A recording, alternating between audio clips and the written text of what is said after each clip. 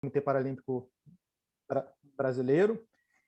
E hoje o tema que a gente vai falar aqui um pouquinho é particularidades do hemograma, mais especificamente o eritrograma, para a gente conseguir entender em qual dimensão essa ferramenta, esse exame complementar, tem dentro da nossa especialidade aí.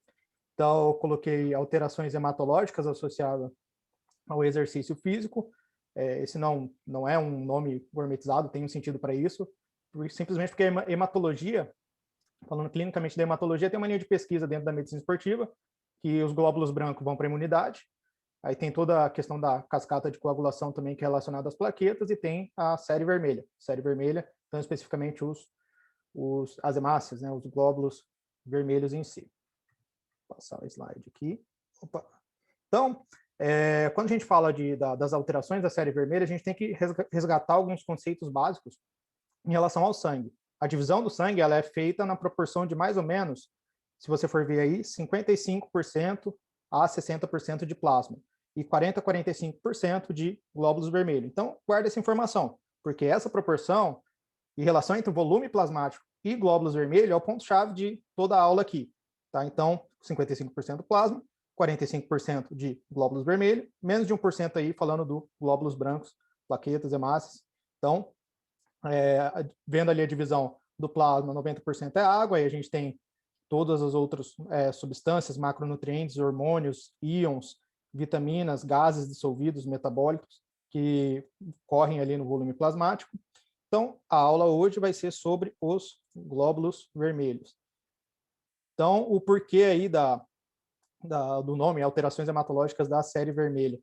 Quando nós falamos da hematologia em medicina do exercício e esporte, existe um espectro chamado, então, né, que se divide em três, como eu falei. A figura do slide, ela resgata aí o conceito de fisiologia em relação à parte da hematologia do corpo humano. Então, existe célula-tronco presente na nossa medula óssea, chamada de células-tronco hematopoéticas, e essas células-tronco hematopoéticas, elas recebem estímulos que vão basicamente guiar o direcionamento da maturação e amadurecer para a célula para ela fazer a função dela. Cada uma dessas células a gente sabe que tem a função específica dela. E a partir desse estímulo recebido pelas células-tronco hematopoéticas na medula óssea, ela se diferencia em mieloide ou linfóide, cada uma vai ter o seu estímulo aí, né? Então a gente vai falar aqui da série vermelha hoje, mais uma vez. Então, para a produção de hemácias, é a eritropoetina que estimula as células-tronco mieloides a se diferenciar e percorrer todo o caminho se maturando em hemácias. Correto? Nesse caminho percorrido, até acontecer a maturação das hemácias, vai acontecendo a formação e hemoglobinização dentro das hemácias. A hemoglobina, como a gente sabe, é uma molécula que tem um grupo M, que carrega o ferro, e 4 grupos de proteína, que são as globulinas, sendo 2 cadeias alfa, 2 cadeias beta. E qual que é a função da hemácia?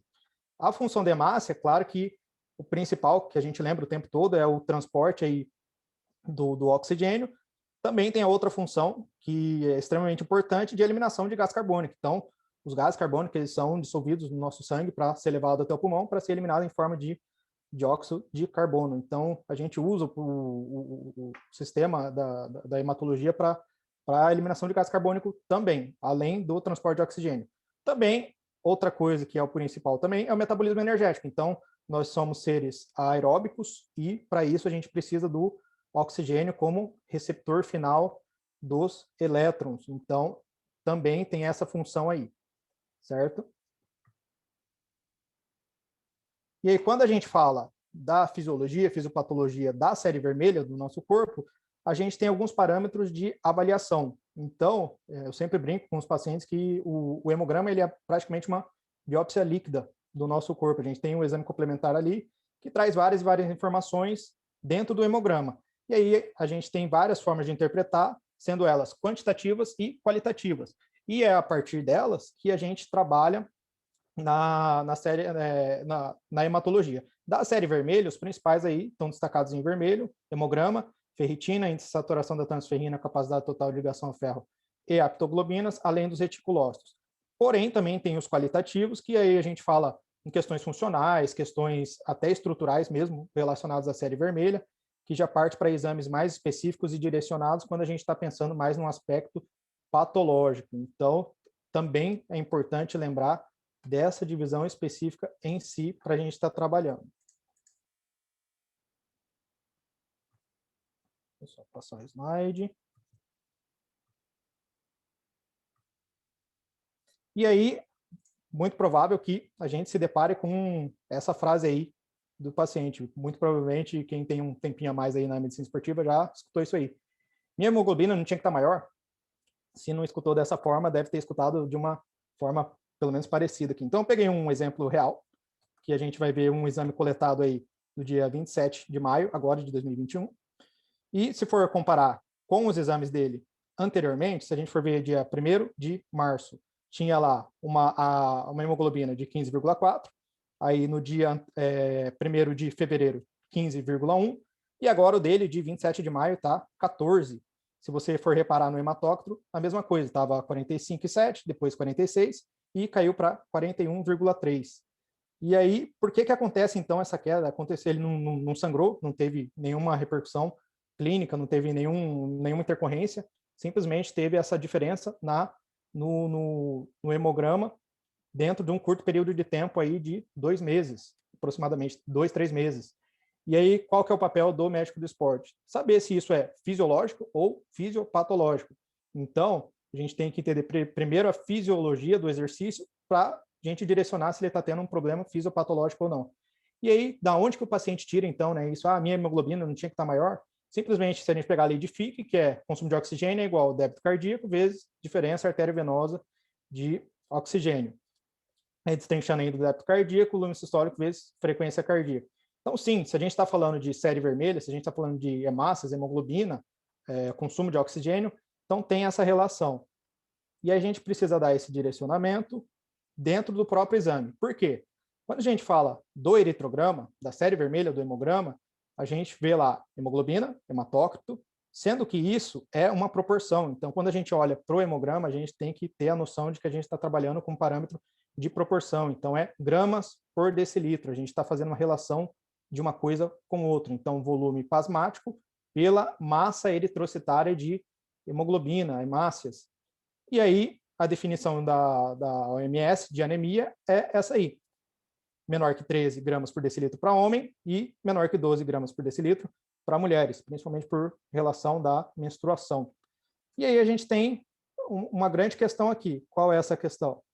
Essa questão é que, como a gente tem uma proporção, se eu diminuo minha massa eritrocitária e aumento o meu volume plasmático, a hemoglobina vai estar abaixo falsamente dos valores de referência. Se eu aumento minha massa eritrocitária e eu diminuo meu volume plasmático, a minha hemoglobina vai estar falsamente dentro dos valores de referência. E é isso que traz toda aquela questão que a gente vê no eritrograma, para saber se isso é fisiologia do exercício ou se isso é patológico. Então, conversando um pouquinho aqui, qual que é a importância disso? Muitas vezes a gente só olha para, dentro da medicina esportiva, para a parte musculoesquelética, cardiovascular, sendo que outros órgãos e sistemas são muito pouco estudados ou até negligenciados. Então, talvez a gente precisa começar a olhar como uma janela de oportunidade para outros sistemas fisiológicos, outros órgãos e sistemas, de forma mais aprofundada. Até porque, falando da série vermelha em si, talvez o hemograma ali seja uma janela de oportunidade para a detecção de uma anemia patológica em si, fazer uma investigação completa. Portanto, a gente também, como trabalha com alto rendimento, grande parte dos médicos do esporte, tem que entender que isso são alterações dinâmicas. Então, se é dinâmica, a gente tem que entender que momento da temporada, do macro, meso, microciclo ali, aquilo foi dosado e compreender uma interpretação a longo prazo dessas mudanças. Então, repetindo mais uma vez aqui hoje, o diagnóstico é de exclusão. Sim, as alterações ela acontecem pela fisiologia do exercício, a gente vai ver, mas é o nosso papel descartar qualquer afecção fisiopatológica. Então, diagnóstico de exclusão sempre. E você só fala que é alteração hematológica do exercício e treinamento depois que você descarta, então, todas essas mudanças.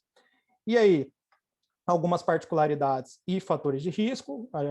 Está mais que batido o martelo aí na literatura científica aqui, principalmente modalidades de endurance, então tem essa particularidade. Está relacionado também à altitude e hipóxia, simplesmente por questão de diminuição lá da pressão parcial de oxigênio, leva a toda a alteração de eritropoetina, estimulando a própria medula óssea a produzir mais a série vermelha em si. E gênero feminino, os homens também têm, obviamente, essas alterações hematológicas da fisiologia do exercício, mas a ação de hormônios sexuais, que a gente vai ver um pouquinho mais para frente, também tem a ver. Então, 5 a 15% das mulheres e mais ou menos 3 a 5% dos homens, se você for ver na literatura, tem essas alterações aí, então a gente precisa estar rastreando. Lembrando que mulheres, de novo, tem a questão menstrual aí, então tem literatura mostrando 50 ml de menstruação já leva perca aí de 1,5 miligramas de ferro e perda de 60 ml de menstruação já compromete totalmente os estoques de ferro, que também está relacionado, como eu vou falar mais para frente. Lembrar também da baixa disponibilidade energética, a gente fala bastante, né, do REDS, tríade. Então, quando a gente tem baixa disponibilidade energética, pelo um aporte baixo aí de calorias, a gente não está tendo um aporte baixo só de calorias, está tendo um aporte baixo de tudo, né? Cálcio, potássio, magnésio, zinco, não é diferente para o ferro. E também a gente, se isso é uma fisiologia do exercício, é prudente que a gente investigue, então, em todos os atletas. Tem a questão também do vegetarianismo, consumo de fitatos e polifenóis também relacionado ao ferro, diminui a absorção de ferro aí. Patologias, a anemia de doenças crônicas está relacionada à inflamação crônica, então é um diagnóstico diferencial, e outras patologias que interfiram com o metabolismo do ferro em si. Então, as alterações hematológicas da série vermelha e exercício físico, as causas são alterações do volume plasmático da massa eritrocitária, hemólise intravascular, alterações do metabolismo do ferro e outras que eu vou só citar no final. Então, falando uma por uma aí, começando pela alteração de volume plasmático. Então, a massa de hemoglobina é o quanto em gramas de hemoglobina existe, sem levar em consideração o volume plasmático. Por isso que eu falei que a proporção é em gramas por decilitro quando a gente olha lá no eritrograma. Então, é ela que influencia, né, na questão aí da capacidade de transporte de oxigênio para os músculos durante o exercício. Se a gente for pegar ali do lado, mais uma vez, a lei de Fick. Então, a eritropoiese, a formação de novas hemácias, ela demora muito tempo, ela demora muito mais a nível de questão de volume plasmático. O volume plasmático altera por basicamente várias coisas ao longo do dia, certo? Então, se eu for lá fazer xixi, suar, beber água, tudo isso altera o volume plasmático. Já a massa eritrocitária, não. A variação ao longo dos dias de um volume plasmático pode chegar a 20%. A gente não tem alteração de 20% da massa eritrocitária ao longo do dia, né? Ou seja, para alterar a massa de hemoglobina agudamente, de forma fisiológica, isso altera muito, exceto, obviamente, por sangramento, mas aí não é fisiológico, é fisiopatológico. Então, se a gente for lembrar da fisiologia, a gente tem a maturação de novas hemácias demoram entre 90 a 120 dias. Então, que informação isso traz para mim? Traz a informação de que a massa eritrocitária ela demora muito para ser alterada. Então, lá no hemograma, o que a gente vê é basicamente a mudança de volume plasmático, né? Por quê? Justamente por isso, porque a massa de hemoglobina ela é mais estável do que o volume plasmático. E quais as influências existem na massa de hemoglobina? Treinamento, hipóxia, os estoques de ferro, comorbidades. E então, todas essas influências, se você for pensar aí no slide, elas são crônicas, né? E não é de uma hora para outra. Todas essas influências de treinamento, hipóxia, comorbidades, diferente do volume plasmático que tem uma alteração aguda. É por isso que está diretamente ligado à performance, porque cada grama de massa eritrocitária, ela transporta aproximadamente 1,5 ml de oxigênio por minuto, ou seja, é diretamente proporcional. Se eu aumento a minha massa eritrocitária, eu aumento o meu consumo de oxigênio, simplesmente porque o oxigênio ele está diretamente ligado aí pela equação ao consumo de oxigênio. O problema é justamente esse, ele não muda, ele muda cronicamente, e quem mais interfere é o volume plasmático, que a gente vai ver logo na sequência. Então, a hemoglobina no hemograma, que leva em consideração lá do eritrograma, ele leva em consideração a concentração.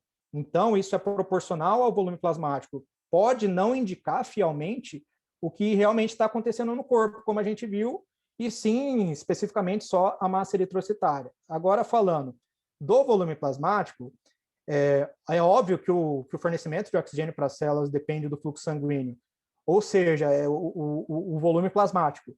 E é ele que faz o transporte de todas as substâncias e também do oxigênio. Então, é óbvio que ele influencia na performance também. Quando a gente fala do volume plasmático, a ativação do sistema renina-angiotensina-aldosterona, pela secreção lá de catecolaminas, pela ativação do exercício físico, a gente aumenta a reabsorção de sódio, o sódio faz um papel osmoticamente ativo, retém a água, retendo a água aumenta o compartimento intravascular, tem também a questão da secreção da vasopressina, DH, pelo exercício físico, aumentando o volume intramuscular, aumenta a pressão hidrostática e também aumenta proteínas que têm papel coloidosmótico. Consequentemente, todos esses mecanismos de ação durante o exercício físico aumenta o volume plasmático pelo exercício físico em si. Então, eu ativo o sistema renina-angiotensina, secreto ADH, proteínas de circulação aumenta a pressão coloidosmótica, aumenta o volume hidrostático, eu aumento o meu volume plasmático, certo? O objetivo disso é aumentar o aporte para o coração e, consequentemente, aumentar o débito cardíaco, por esse aumento de volume plasmático. E assim manter um exercício físico, além de atuar na termorregulação, principalmente por evaporação durante o exercício. Então, isso é justamente para contrabalancear todos os mecanismos de exercício físico que a gente tem. Esse aumento de volume plasmático faz com que a gente tenha uma diluição, então, da massa eritrocitária, que é aquela de gramas por decilitro. Mas não tem diminuição da massa de hemoglobina. Ela se mantém, a gente viu que ela é mais fixa. A questão é que ela só foi diluída, e a hemoglobina que a gente vê no hemograma é aquela equação, sendo que as duas são inversamente proporcionais. É isso que leva a valores de hemoglobina e hematócrito baixos no hemograma, sem necessariamente a pessoa estar com anemia em si. E eles descrevem, inclusive, como sports anemia, e não necessariamente é pelo esporte em si.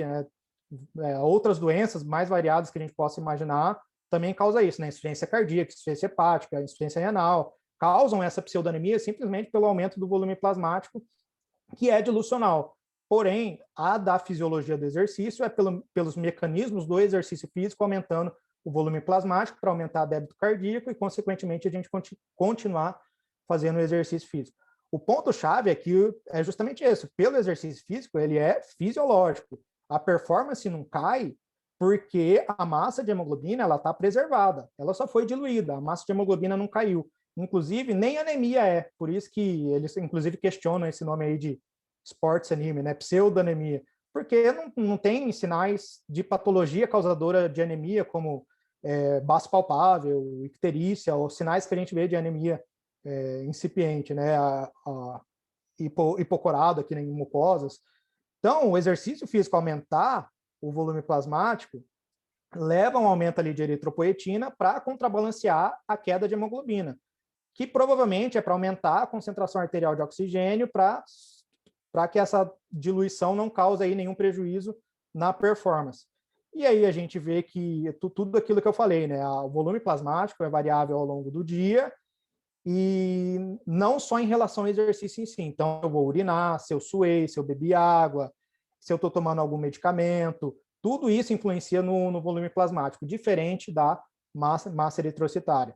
Então, como a massa eritrocitária, os fatores que influenciam são crônicos e são, se você for raciocinar, até quase que limitados, já o do volume plasmático não, né? Eles são inúmeros, eles influenciam o tempo inteiro. Então, temperatura, altitude, umidade, estado de hidratação, exercício, doença, tudo atua no volume plasmático. Na massa eritrocitária, não.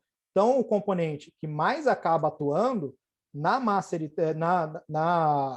na série vermelha é o volume plasmático e não tanto a massa eritrocitária. Então, a fisiologia do exercício acontece por isso, pela diluição dessa massa eritrocitária dentro dessa relação de gramas por decilitro. Qual que é o grande problema aí? O grande problema é que a gente tem que conseguir quantificar, então, né? Se eu tenho uma relação de massa eritrocitárias em gramas por volume plasmático aqui em decilitros, como que eu quantifico isso, né?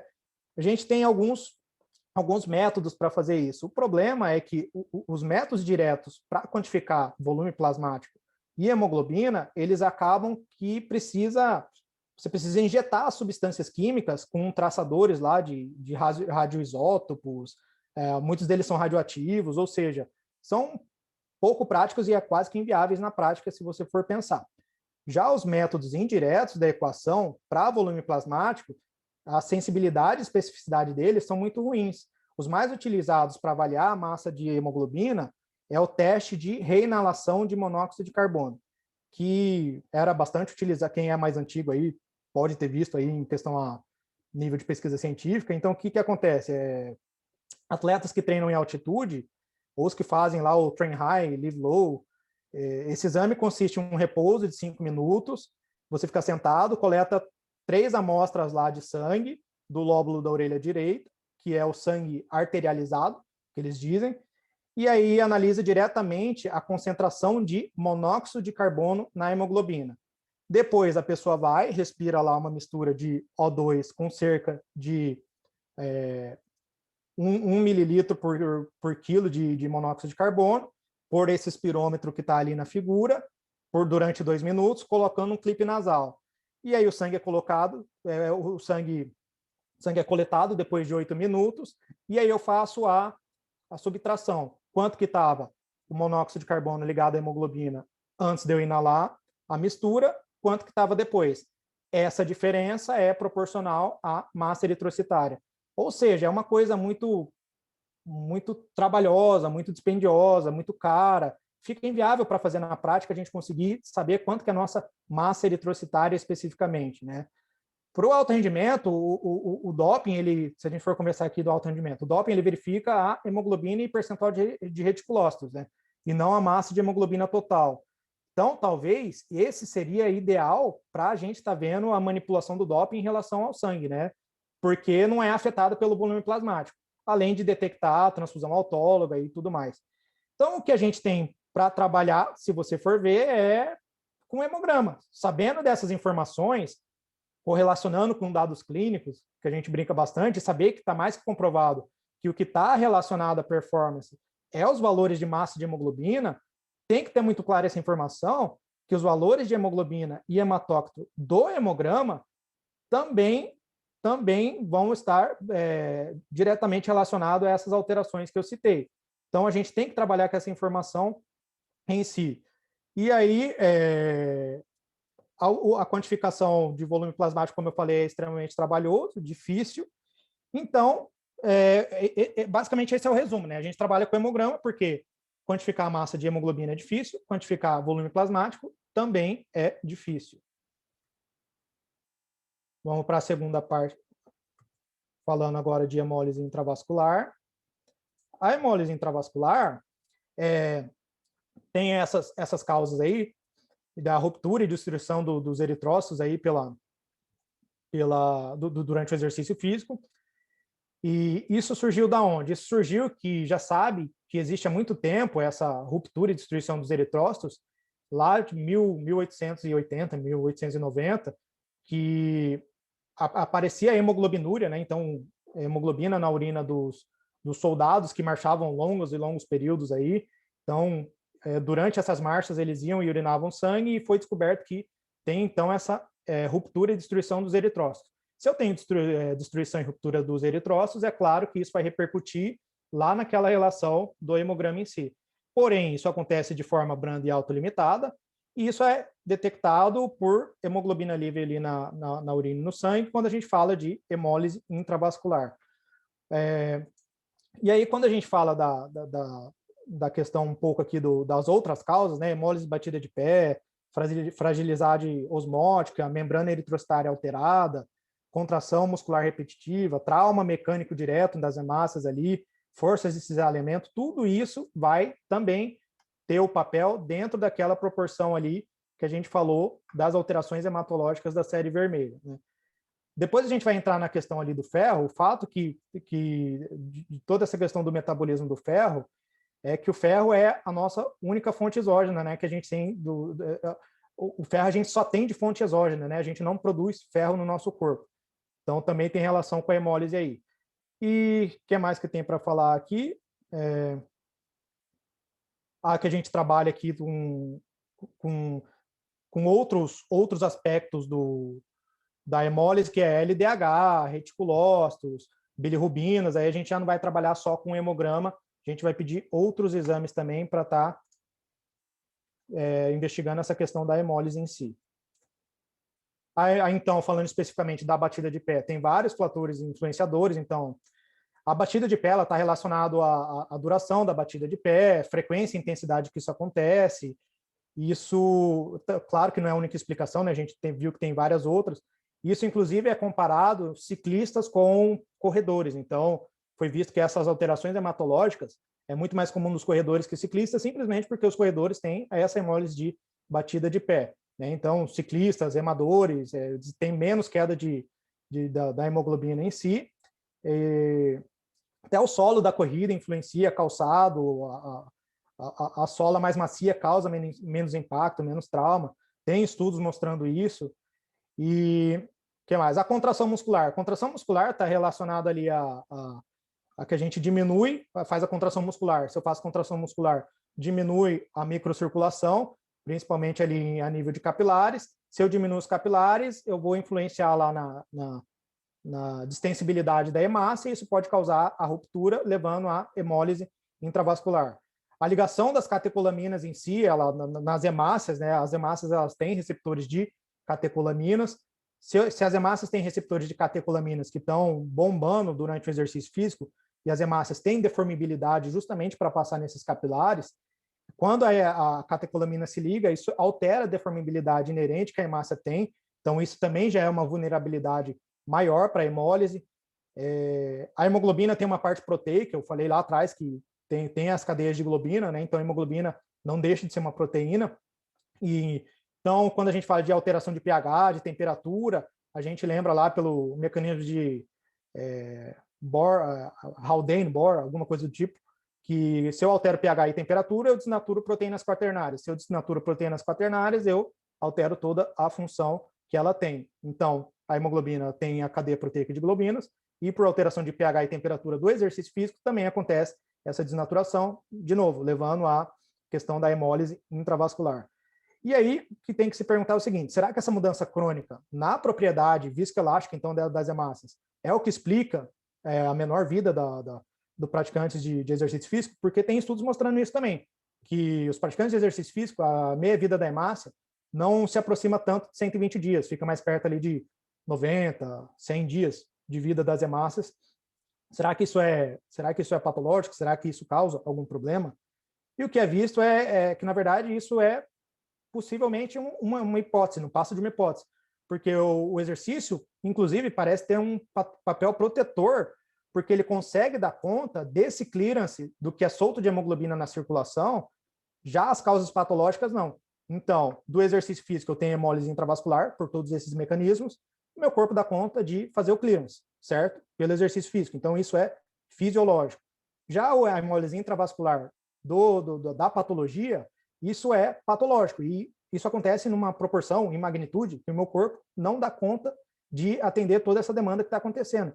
Então, pelo contrário, acontece numa magnitude muito grande, e eu não consigo controlar, não consigo fazer o clearance, e isso passa a ser patológico, né? Então, o exercício físico, ter esse controle da hemólise intravascular do próprio exercício físico, tem uma resposta, inclusive melhorada na questão antioxidante, e as causas patológicas teriam essa resposta exagerada.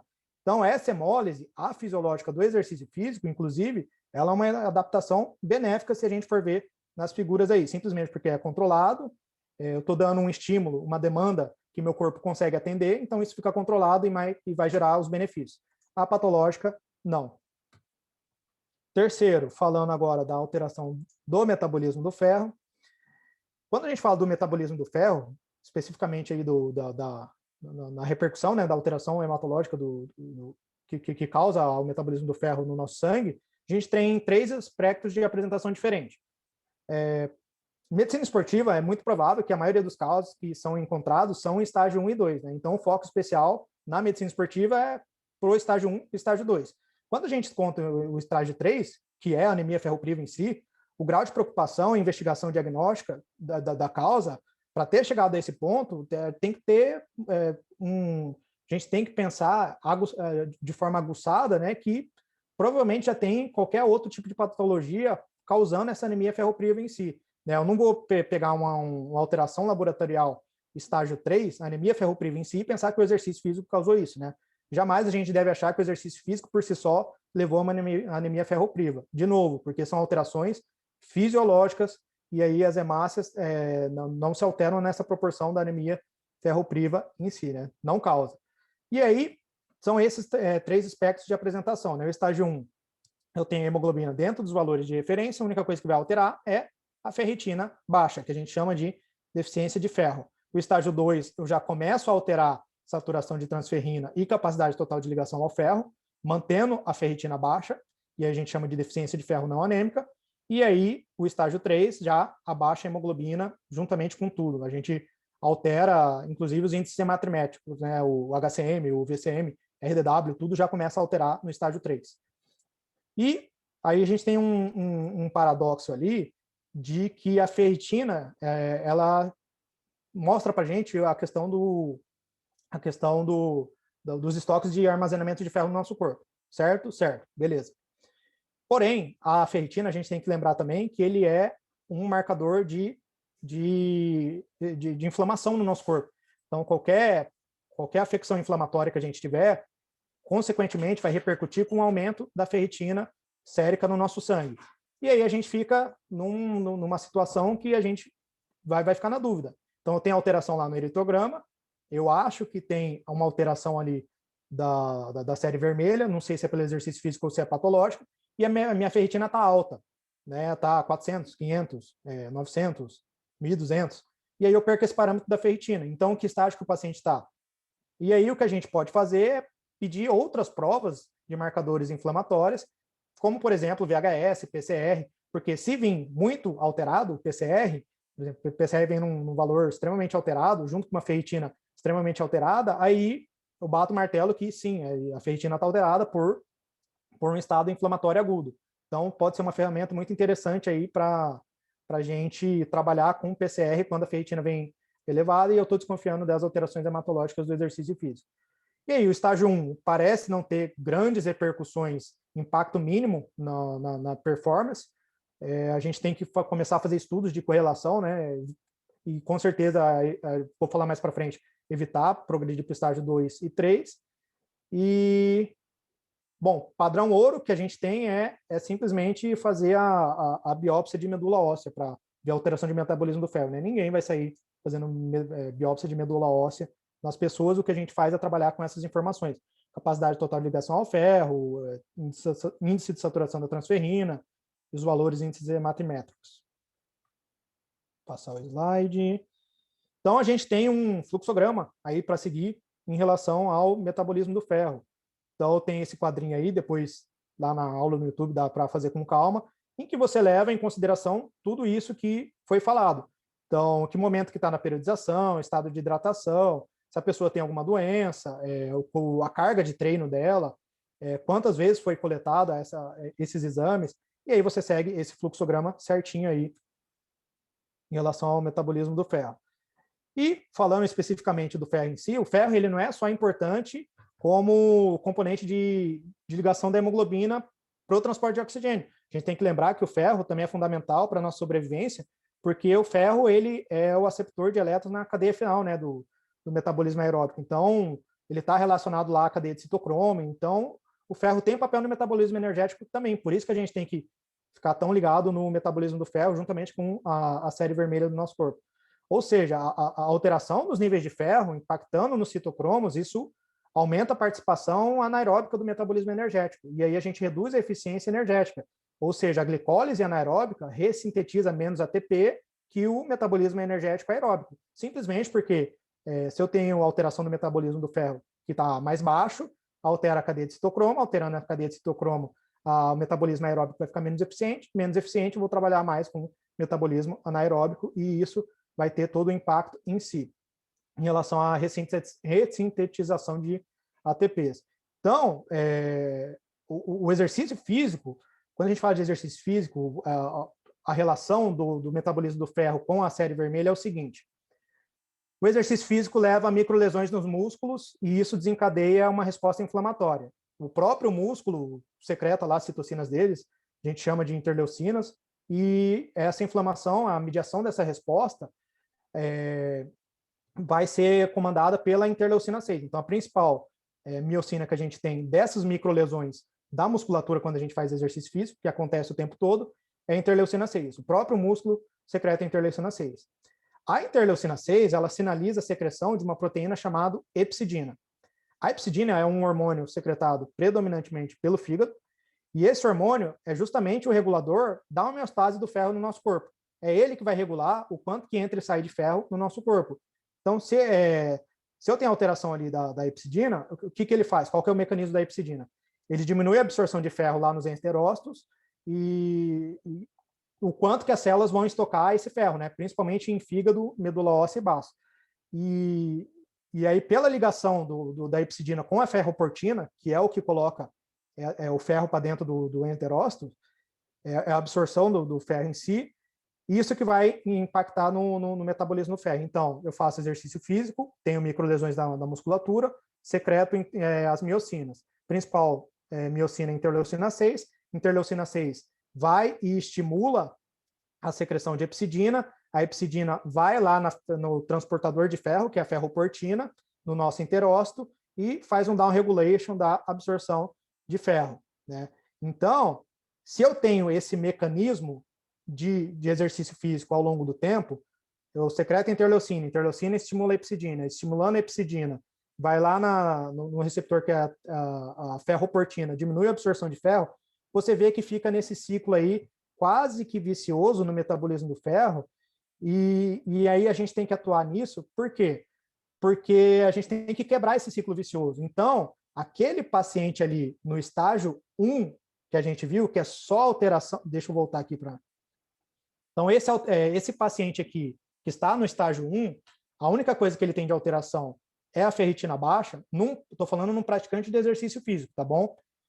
A hemoglobina nem chegou a alterar, eu já estou autorizado a fazer a reposição de ferro. Então, isso já tem literatura mais que comprovando esse mecanismo, simplesmente por esse ciclo que tem da epsidina, tá bom? Então, o próprio exercício físico faz com que estimule a interleucina 6, estimule a epsidina diminui lá nos enterócitos a absorção de ferro, eu já estou autorizado, num paciente praticante de exercício físico, que só a ferritina baixa eu já posso repor para ele, tá bom?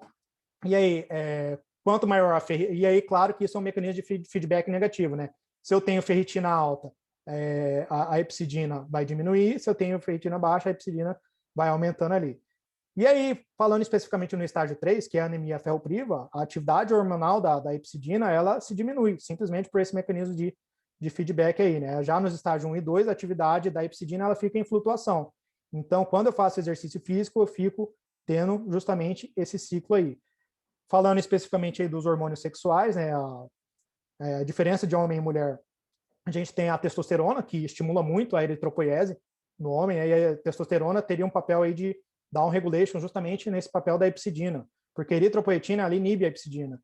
Então, em atletas masculinos de endurance, foi dosado lá níveis de testosterona pós-corrida e eles estavam diminuídos. Portanto, a supressão crônica de testosterona que existe lá no homem pode ter, inclusive, ligação com essas de epsidina maiores em homens atletas. Então, vai lá, dose epsidina, vê que está alta justamente por esse mecanismo que a gente tem do exercício físico. Esse papel de down regulation também parece ter uma relação com estrogênio.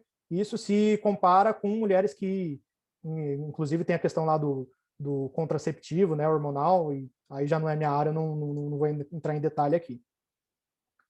E aí o que a gente tem é justamente isso, né? O tratamento é tanto pelo metabolismo homeostático inerente à epsidina, em relação ao exercício físico, quanto por esperar que aconteça uma diminuição da capacidade aeróbica da diminuição do ferro, à medida que a magnitude aumenta a partir do estágio 3, e ela é diretamente proporcional ao nível da deficiência. Então, isso aumenta a necessidade de participação do metabolismo anaeróbico que eu falei.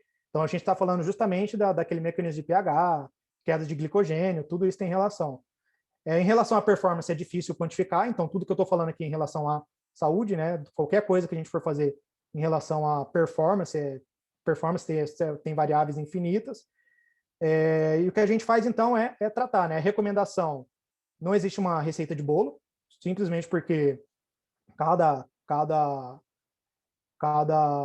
como fala, cada sociedade, cada colégio vai colocar a forma de seu tratamento lá.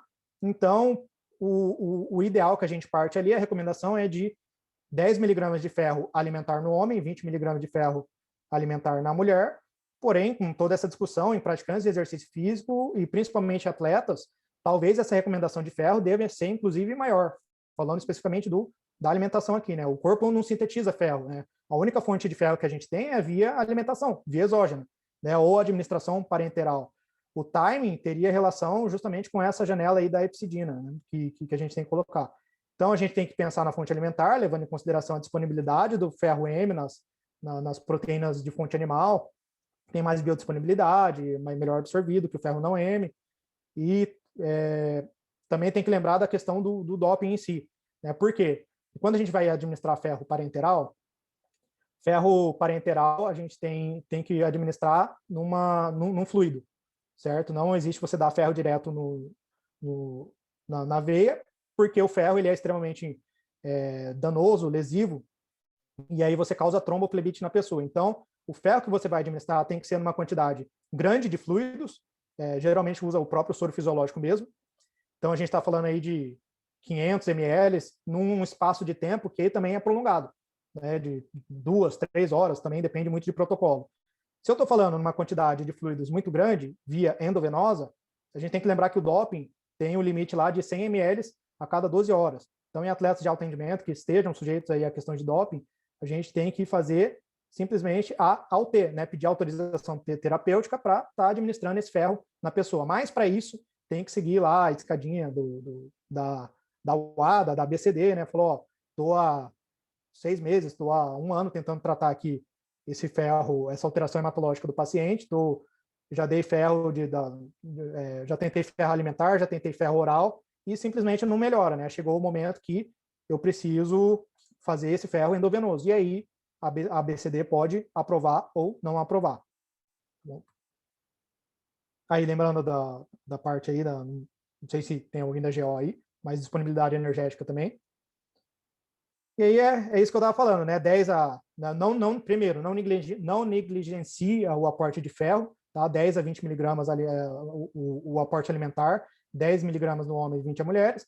E aí a suplementação oral, de novo, não tem receita de bolo, mas é 100 miligramas de ferro elementar. Então, tem que lembrar que você tem que ver lá na bula quanto que tem de ferro alimentar. Por exemplo, sulfato ferroso 300 miligramas. É 300 miligramas de sulfato ferroso, não é 300 miligramas de ferro. Né? 300 miligramas de sulfato ferroso tem aproximadamente ali 60 miligramas de ferro elementar. Então, a recomendação varia, a sugestão é 100 miligramas de ferro elementar, e, como eu falei, né, a questão da massa eritrocitária, né, para fazer a eritropoiese lá da série vermelha, precisa de 90 a 120 dias. Então, esse é o tempo que você precisa esperar, né? Às vezes, essas alterações, se for patológica, tem que esperar lá 3, 6 meses para você ver muitas mudanças. E aí, o que acontece é que o atleta não tem saco para esperar. Né? Ele fala, não, estou fazendo tratamento aí com ferro, não está melhorando, porque vai demorar. É assim que o nosso corpo funciona. E lembrar também que a suplementação oral tem todas as questões de efeitos gastrointestinais, né? da azia, da dor de estômago, dá tudo isso. Suplementação parenteral, eu já tinha falado no slide anterior, né?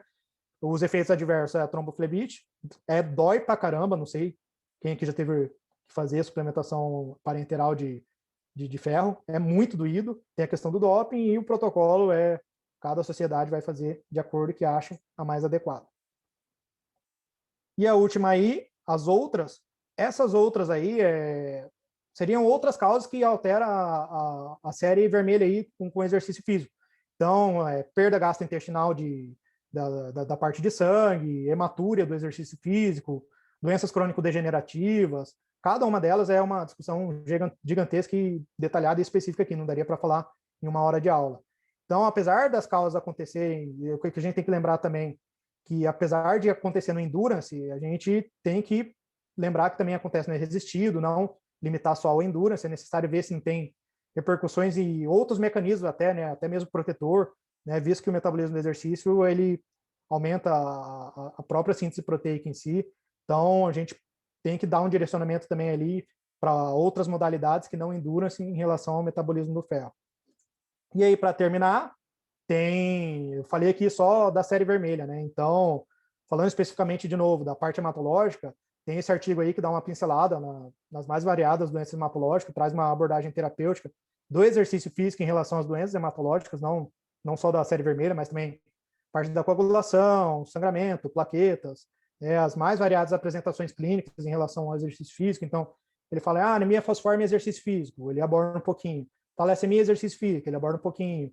Estados de hipercoagulabilidade, né? Fator 5 de Leber, proteína C, proteína S, antitrombina 3, hemofilia, tudo isso é um universo à parte, aí a gente já parte para a patologia, né? A gente fala de medicina do exercício, a gente está falando condições patológicas da hematologia relacionadas ao exercício físico. Aí cada uma tem que ser discutido detalhadamente, né? Então, tem um outro universo aí da hematologia em si, né? O efeito nas plaquetas, efeitos nos glóbulos brancos, como já teve uma aula aí, hemostasia, cascata de coagulação, aí já seriam discussões mais detalhadas. Era isso que eu tinha para falar. Não sei se tem perguntas aí.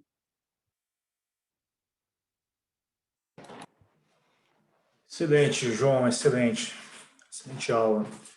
Nós temos aí umas perguntas no chat e a doutora Maíta também levantou a mão aí. A doutora Maíta quer falar? Ou você quer que eu leia, doutora Maíta?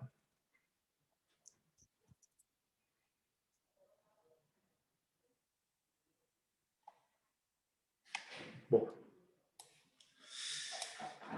vamos lá. A Maíta pergunta o seguinte: por quanto tempo você repõe o ferro em pacientes com ferritina baixa e hemograma normal, sendo que a maioria são assintomáticos? Já aproveito e emendo outra pergunta. O hemograma, ferro, ferritina não deveriam ser dosados apenas nos casos de anamnese e no exercício, no exame físico alterado? Não seria um overdiagnose ou overtreatment fazer tantos exames nos esportistas? Beleza. Bom, por partes então, por quanto tempo repõe o ferro? Eu, particularmente, coloco, primeiro por isso que eu falei, né? Vamos pegar então tratamento de ferro, ou então suplementação de ferro nos pacientes. É uma salada porque é uma briga de foice que cada um quer fazer de um jeito e o meu é certo, o seu é errado. Então, a gente fica um pouco perdido e primeiro, questão de bom senso, escolher um e a melhor resposta é a resposta do paciente, né? A resposta clínica e no exame laboratorial. Então, no mínimo, 3 meses, e aí, dependendo do caso, coloca 6 meses, 1 ano, depende muito do que cada paciente apresenta. Então, sendo que a maioria são assintomáticos, e aproveito e emendo outra pergunta. Hemograma, ferro, ferritina não deveriam ser dosados apenas no caso de anamnese e exame físico alterado. Não seria um overdiagnose, overtreatment fazer nos esportistas. Então, primeiro ponto, concordo com você, doutora Maíta. Eu acho que para praticantes recreativos, população geral, sim. Sim, eu acho que, de novo, bom senso. E o que eu trouxe aqui é o que está na literatura, não é minha opinião, mas sim, concordo com você que fora do alto rendimento a gente tem que ser prudente, né? Porque até quando a gente pega ali o hemograma, ferritina, então ferritina, dependendo do laboratório, está lá, né? 30, de 30 a 400. Então, se eu tenho 40 e se eu tenho 350, os dois estão no nível de normalidade. Então, a gente está trabalhando com um espectro muito grande de uma alteração laboratorial. Então, eu, João Augusto, tendo a acreditar que 40 é muito diferente de 350. Mas aí, quando a gente entra na parte do alto rendimento, é justamente a questão de que a gente tem que direcionar para a performance, né? Qual que é o impacto disso na performance? Tudo bem, para a saúde já tem muito bem determinado, muito bem estabelecido. Agora, para a performance, a gente precisa de estudos. Qual é o impacto disso na performance? E aí é muito difícil, né? Entra na questão de controlar todas as variáveis. Agora, overdiagnóstico, overdiagnose, overtreatment, sim, concordo com você. Eu não acho que seja para todo mundo, não. Ótimo. Tem outra pergunta aqui, se você consegue dosar Repixidina. Se consegue dosar a epsidina, então, eu acho que consegue, nunca dosei, tá? O Hector perguntou, Hector, nunca pedi, nunca dosei, mas eu acredito que deva ter nos laboratórios mais avançados aí, então a gente está falando assim, das grandes capitais, né, nos laboratórios mais avançados aí. Eu nunca pedi e também não acho que seja uma coisa determinante, não. Acho que vai muito você tem bastante ferramentas para trabalhar. Não acho que a ipsidina mudaria conduta ou qualquer outra coisa do tipo. Pedro Porto aqui. Isso. Paciente com estoques de ferro e ferritina normais, mas anemia sustentada em hemograma, em atleta sintomático. Necessita de tratamento? Estoque de ferro e ferritina normais, hemograma alterado, assintomático. Bom, se não tiver nenhuma outra alteração, exame físico, assintomático, eu não acho que necessite de tratamento. O que dá para fazer é aprofundar a investigação desse diagnóstico aí, né? Se é anemia ferropriva, se é anemia por deficiência de B12, se é falciforme, qualquer outra coisa do tipo aí. Enfim, tratamento acho que não. Talvez seria prudente aprofundar o diagnóstico se você achar prudente.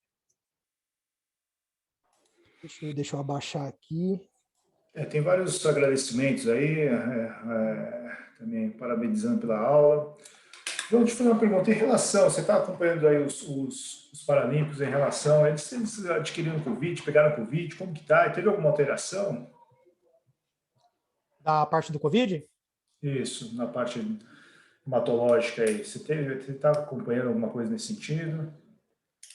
Cara, da parte do Covid, que eu estou até fazendo uma relação aqui com a aula, alterando bastante ferritina. Então, tá vindo pacientes pós-Covid aí, 3, 4 meses depois, com ferritina de 700, 900. Agora, falando de evidência científica, é difícil porque é uma doença muito nova, né? Então, a gente precisa ver se tem alguma relação, não tem. Então, é baseado única e exclusivamente da minha percepção, sem que isso possa ter relevância nenhuma.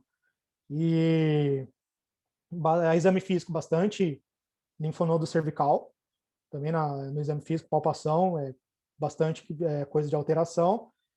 No mais, sem grandes alterações, assim, 99,9% consegue voltar sem repercussão nenhuma, assim, não me vem à cabeça nenhum caso que eu lembre que teve qualquer tipo de intercorrência ou grandes complicações assim. Perfeito. Ô, João. William, eu sou o Gabi. Fala, Zogabi, fica à vontade.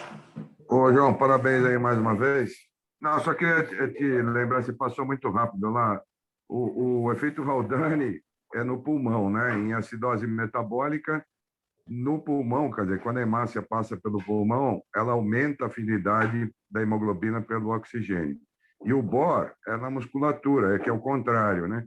Aí ela diminui a afinidade pelo oxigênio. Então, você teria uma captação maior de oxigênio no pulmão, por aumento da afinidade, e depois um release desse oxigênio, né? Quer dizer, uma entrega desse oxigênio na musculatura pela diminuição da afinidade da hemoglobina pelo oxigênio. Então, Haldane no pulmão e BOR no músculo. Mas, como você falou, isso é coisa de velho.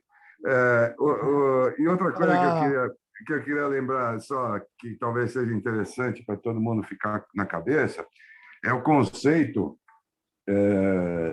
de transporte de oxigênio por unidade de sangue. Eu acho que quando a gente pensa nisso, facilita o entendimento, né? Você explicou super bem, mas talvez essa ideia, que você imaginar assim, passam 100 ml de sangue pelo pulmão. Quanto de oxigênio que esses 100 ml de sangue vai carregar, né? Então, se você tiver alteração, como você explicou, na relação de plasma e hemácia, ou seja, naquela relação ponderal, né? Isso talvez dê para a gente uma ideia melhor, né? Então, se eu tenho mais hemácia e menos plasma naqueles mesmos 100 ml, vou aumentar o transporte. Se eu tenho menos hemácia e mais plasma, eu vou diminuir o transporte. Então, só essa ideia do transporte de oxigênio por unidade de sangue talvez seja mais fácil para a gente entender um pouco esse mecanismo de transporte, se está diluído ou não está diluído. Mas, mais uma vez, parabéns aí. E essa discussão, professor Zogaib, ela já tem muitos anos, não tem? Que eles colocavam lá como esportes anímia e não sei, dentro da sua experiência, percepção ao longo do tempo, se teve alguma mudança em relação a isso, porque que eu peguei da literatura, mais ou menos anos 80 até 2021, é basicamente a galera escrevendo a mesma coisa há 40 e tantos anos. Exatamente, né? Esse teste, a gente chegou a tentar fazer, né, o teste 2, mas era muito complicado, muito ruim, muito erro. Só judia de quem está fazendo o teste e de quem está aplicando também, né? E não chegava a conclusão nenhuma. Mas realmente era a ideia básica, de geral, é que todo mundo tinha anemia. Tem anemia, esse negócio, por alguma razão, esse negócio está diminuindo, né? Mas depois, é claro que a gente acabou entendendo um pouco melhor isso.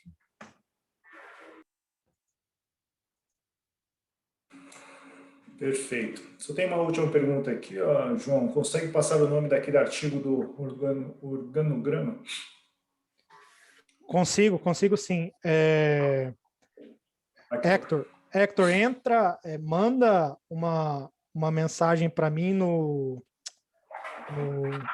Instagram lá, @João A. Lombardi, que aí eu passo para você na entrega o artigo sem problema nenhum.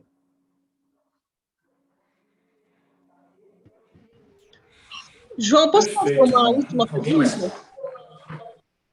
Oi? Opa, Pode falar, vamos Fernanda. lá. Pode falar, Fernanda. Oi, João. Fernanda, Nutri do Ambulatório de Endocrinologia Esportiva, tudo bom?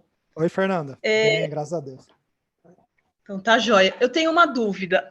Na nutrição, pensando na prevenção de anemia desses praticantes não estou falando de esportista, tá? Praticante de atividade física. Eu faço muito eu tenho muito aquele cuidado, né, na minha orientação, de colocar a fonte desse ferro M naquele intervalo onde o pico de epsidina ainda não chegou, né? Então, assim, após o término do exercício, aproximadamente umas 3 horas depois é o pico da epsidina. Então, colocar nesse momento. Com a suplementação, também é interessante ter essa conduta? Se for passar um sulfato ferroso, alguma coisa nesse sentido? Sim, a ideia parte exatamente desse princípio que você falou, né? Então, não distinguiria